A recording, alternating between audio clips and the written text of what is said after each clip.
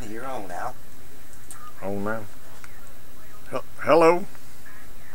My name is Allan Lewis Ridgeway Sr. I'm a 70-year-old man, and I like to tell jokes. And the reason I like to tell jokes is to make you laugh. So I hope you get some good laughs out of what I'm fixing to tell you. First of all, I'm going to tell you about my first big fight. I joined the Army and was down in the military police school in Augusta, Georgia. I was 5'9". That's right, I was 5'9", weighed 118 pounds. 5'9", weighed 118 pounds. And I went to the lower end of Broad Street here in Augusta, drank beer like them other big old GIs. Well, while down there, I got in a fight with this big old soldier boy. He's from Corbin, Kentucky. He was 6'2", about 220 pounds. But anyhow, I had that big boy down on both knees. I had him sweating. I had him crying. I had him begging for mercy. He thought I was dead for about 15 minutes.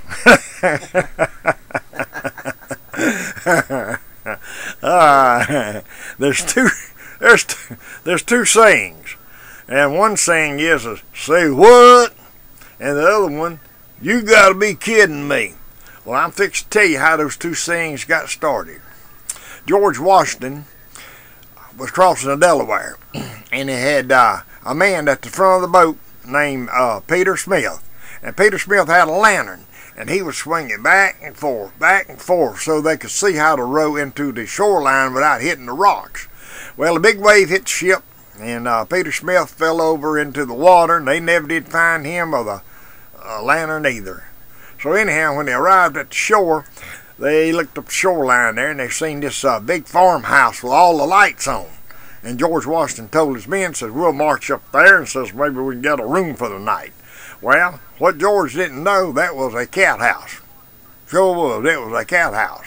So they marched up to the cat house, knocked on the door. This big prostitute done seen them coming. She opened the door and said, hello, boys, how y'all doing? So how many have we got tonight?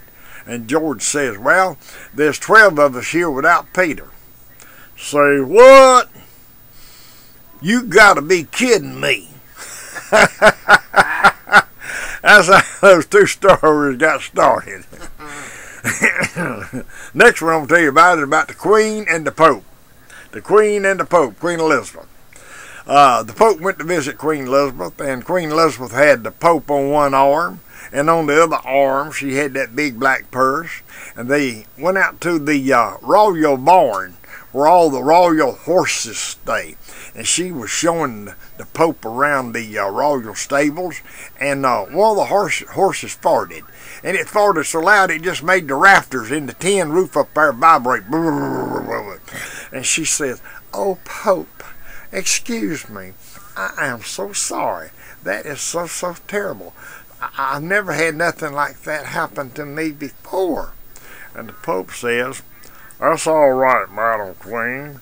For a moment or two, I thought it was one of the horses. Now, what's funny about that joke? The Pope gets a chuckle out of it. Yeah. That's all right, Madam Queen. For a moment or two, I thought it was one of the horses. Yeah, that's funny. That's right. I don't care who you are. That's funny. That's funny. I don't care who you are. Yeah, this housewife told her husband, said, I'm leaving you. I'm going to Las Vegas. He said, say what? You just a housewife. How you going to make a living? She said, well, I done found out I can get $200 a trick for this thing. Say what? How you going to live off of $400 a year? Huh? Don't you want to smack him when he sticks that little head out and says, huh? Makes you want to hit him a good one. That was funny. Yeah, this little fat boy come in out of the backyard and told his mother, said, I lost my contact lens out there in the backyard. And she said, well, he said, I looked for it for an hour. He says, mother says, well, let me go look for it. So the mother went out there to look for that contact lens, and within 5 minutes she come walking in hollering, I got it. And the little boy said, how'd you find it so fast? And she said, son, we were looking for two different things. You was looking for a piece of plastic. I was looking for $400. That's right. Excuse me, a little sinus trouble. This is a good joke. Let me slow it down. This old man was walking through the mall one Saturday morning when he run into an old friend of his that he hadn't seen in a long time. And asked him, says, "How old are you now?" He says, "I'm 75. He said, "Man, you don't look a day over 50. He says, "Well, what do you do for your good health?" He says, "Well, I walk every day. I eat a lot of green vegetables. I sleep 8 hours a night, and I have sex every day." He says, "You have sex every day at 75? He said, "That's right. My daddy told me when I was a young boy, you got to eat rye bread. If you eat rye bread every day, that thing will stay half hard at all times." Well, after talking to him, he left and went straight to the bread store. He goes in and tells the pretty little girl behind the counter, says, "Excuse me, I'd like to get 35 loaves of rye bread." She said, "Can you eat all that before it gets hard?" "Lord of mercy, honey. You done heard about it already." Oh, you were surprised she knew it. Yeah. All right.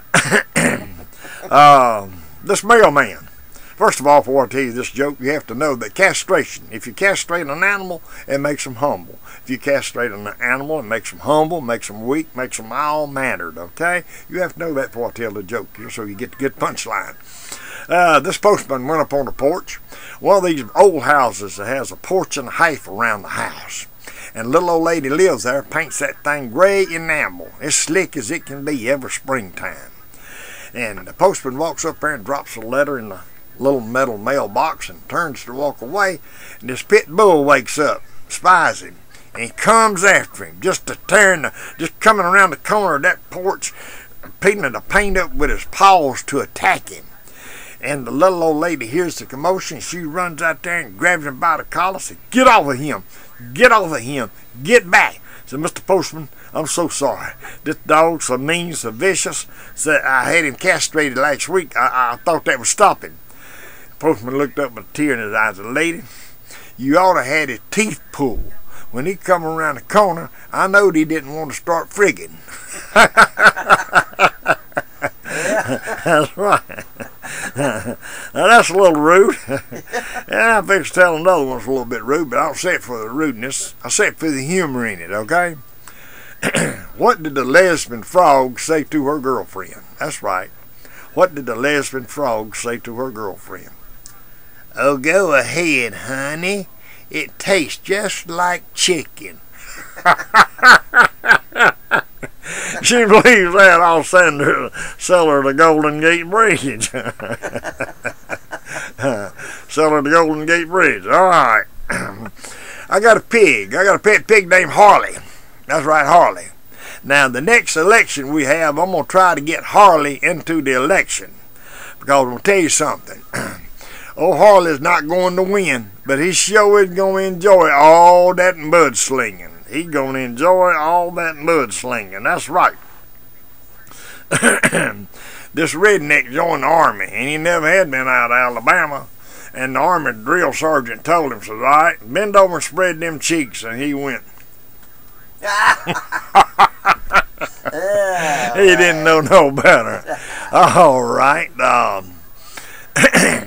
Tell you about ice hockey. You know, there's a prisoner down there in the state pen sitting in a little old cell 8x5, and he's watching a TV, watching ice hockey on TV, and he sees one player take a stick and just beat the devil out of the other player, and they give him 3 minutes in the penalty box. And just think, he's sitting down there doing 25 years for the same thing.